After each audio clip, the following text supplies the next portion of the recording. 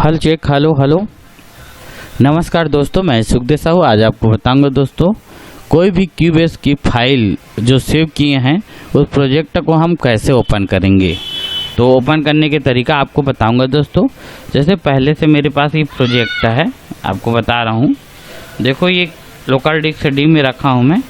यहाँ पे लिख के रखा हूँ अपना ये ट्रैक रिकॉर्डिंग। जैसे ये एक प्रोजेक्ट है, जैसे एक सिंगर की प्रोजेक्ट है पूरा। इस प्रोजेक्ट को हम कैसे ओपन करेंगे अपनी क्यूबेस के अंदर में। तो इस तरह से ये है, जैसे कि लिखा है यहाँ पे, ये फोल्डर है, ये एक प्रोजेक्ट है। ये प्रोजेक्ट कितने MB का है वो भी बता देता हूँ। लगभग देखो ये 1.5-2 GB का है लगभग प्रोजेक्ट, क्योंकि इसमें बहुत सारा गाना है। अगर सिंगर रहता है तो बहुत कम आता है। जैसे इसका जैसे लेते हैं तो देखो ये बहुत कम हो गया, 226 MB का हो गया। तो इस तरह के गाने के ऊपर डिपेंड है।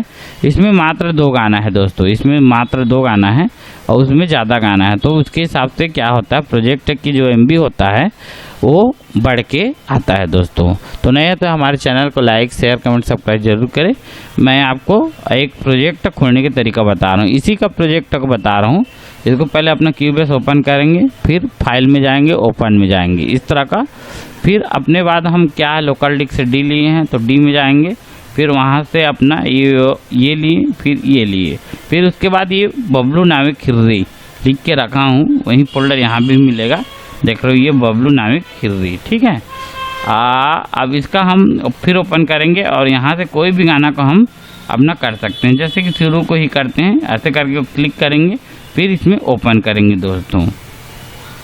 ये अपना प्रोजेक्ट फाइल खुल रहा है, क्यूबेस का ही प्रोजेक्ट है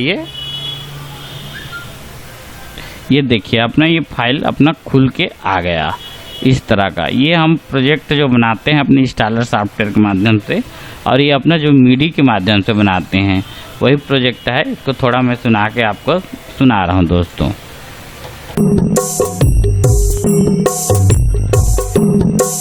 तोर बिना मोर कोनो नहीं है दाई वो संसार,